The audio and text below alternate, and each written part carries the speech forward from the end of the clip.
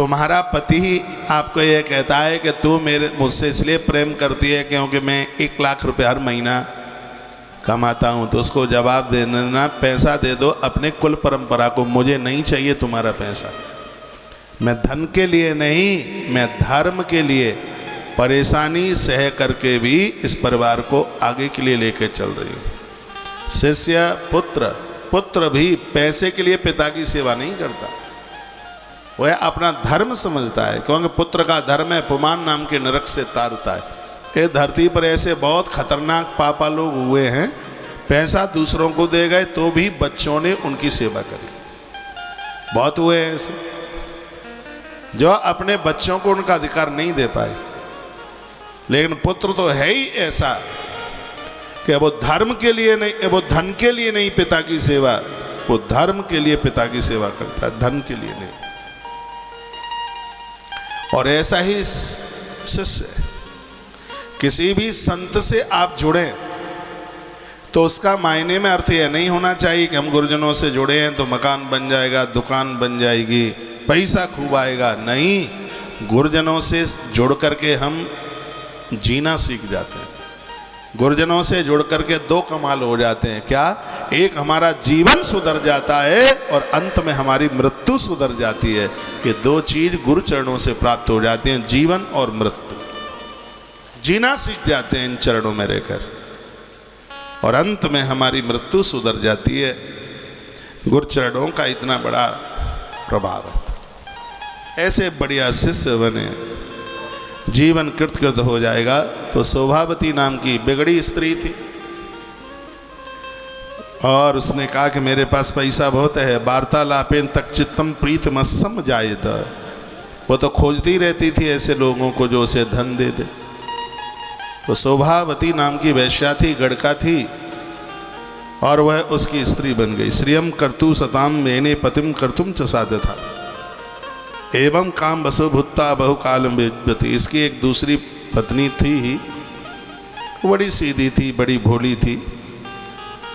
एक दिन क्या हुआ कि आसनी शयनी पानी भोजने क्रीडने तथा, हमारे ग्रंथ में लिखा है पति और पत्नी का कितना भी प्रेम हो तो भी एक थाली में बैठ करके भोजन नहीं करना चाहिए। मेरी बात आ रही है आपके पास तक? मैं तो कहूँगा कि इस कथा को कलम और डायरी लेकर के सुन लोगे तो ज़्यादा आनंद होगा। भूल नहीं होगी, गलती नहीं होगी और ये सूत्र काम में आते रहे। कितना सुंदर लिखा है कि जिन बर्तनों में आप बनाते हैं उस बर्तनों में कभी भी खाइए मत, घर की बरकत रुक जाएगी। मैंने तो देवियों को कुकर में खाते देखा है। खैर आप नहीं हैं तो आपकी बहनें होंगी। मैंने तो इन देवियों को कढ़ाई में खाते हुए देखा है। छोटी सी कढ़ाई है। मैंने पूछा दीदी आप कढ़ाई में क्यों खा रहे हैं? कहा थाली मांजनी पड़ेगी और इसको तो साफ करना ही पड़ेगा, तो फिर डबल बर्तन नहीं मांगना पड़ेगा। 100 आलसी गए तब एक आलसिन पैदा हुई। कुकर में ही बैठ जाएंगे खाने को, कढ़ाई में ही बैठ जाएंगे, बहुत तो परात में ही परोस करके साफ करना पड़ेगा। नहीं, पति से कितना भी आपका प्रेम है, और ये श्रीमान जी तो प्रेम दर्शाने के लिए तुम्हारे संग बैठकर जूठे ही खाएंगे। मैं तो आयोजनों में देखता हूँ एक ही टेबल पर एक ही थाली लगी है, उसी में बैठ करके खाते हैं। ये कोई प्रेम नहीं है, तुम्हें बुद्धू बनाते हैं। हाँ, ये बताते हैं कि हम तुम्हें कितना प्रेम करते हैं, कोई भटा नहीं करते प्रेम है। और आप सीधे हैं, आप इतने सरल हैं, और आप, मैं भड़का नहीं रहा हूँ। क्या एक दूसरे का जूठन खाने से, जूठा खाने से प्रीति बढ़ जाती है? मुझे तो नहीं लगता। बहुत लोगों को ऐसी बुरी खोटी आदत होती है कि उनका कोई जूठा खाए तो वो बड़े खुश होते हैं। पति को छोड़ दे, पत्नी उस जूठे को खाए तो ये श्रीमान इतने खुश होते हैं, मेरी घरवाली कितनी अच्छी है, मेरा जूठा खाती है, मुझे इसने भगवान समझ लिया। ये बड़े खुश होते हैं। लेकिन कम आप भी नहीं हैं। आपकी थाली में से बचा हुआ ये खा ले तो तत्काल माँ को फ़ोन कर देंगे कि महाराज जी ये तो इतने अच्छे हैं, मेरी आधी रोटी बच जाती है तो ये खाते जरूर हैं, इतना प्रेम करते हैं, तब तक तो इनका मन ही नहीं लगता जब तक मेरी जूठन न खा ले तब तक। ये प्रेम होता है कोई है? ये ग्रंथ मना कर रहा है। मेरी बात मत मानो, शिव महापुराण की तो मान लो। ऐसे अनुष्ठान खंडित हो जाते, ऐसे साधना छीण हो जाती है। जिस व्यक्ति ने जैसा खाया है उसके जैसे विचार होंगे और उसका खाने से हमारा वैसा ही विचार बन जाएगा। हम संत महापुरुषों का बचा हुआ क्यों ले लेते हैं? वो तपस्वी होते हैं, वो साधक होते हैं, उनके पास ऊर्जा होती है। और सत्य यही है कि व्यक्ति जिस कल्चर के साथ जीता है उसका बचा हुआ अन्न खाने से वैसा ही स्वभाव हमारा हो जाता है, इसलिए मना किया। हम भगवान का भोग लगा करके क्यों खाते हैं? हम भगवान का भोग लगा करके इसलिए खाते हैं क्योंकि भगवान सहज हैं और सात्विक हैं। ठाकुर जी का भोग लगा हुआ जब हम खाते हैं तो उसका असर हमारे चतुष्टय अंतःकरण के ऊपर पड़ता है।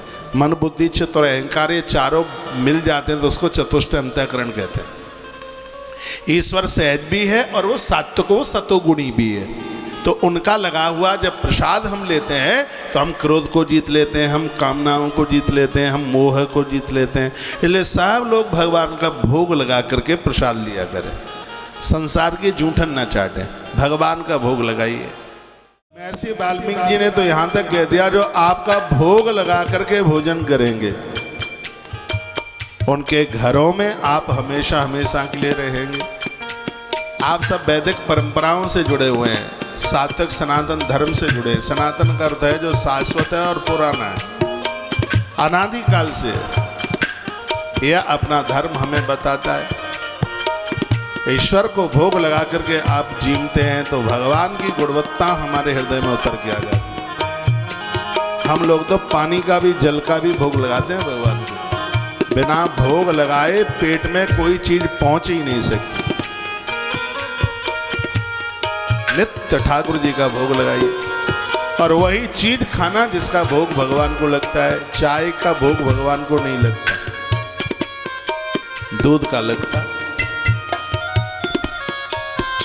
और ये बात जीवन में उतर के आ जाएगी तो फिर आप सात्विक ही आहार लेंगे, उठ पटांग आप ले ही नहीं सकते। एक बार और बोलिए, तुम ही निवेदित भोजन करही, प्रभु प्रसाद पट भूषण धरही, प्रभु प्रसाद पट भूषण धरही। तुम ही निवेदित भोजन तुम ही निवेदित भोजन करही, प्रभु प्रसाद पट भूषण धरही, प्रभु प्रसाद पट भूषण धरही। तुम ही निवेदित भोजन करही, प्रभु प्रसाद पट भूषण धरही, प्रभु प्रसाद पट भूषण धरही, प्रभु प्रसाद पट भूषण धरही।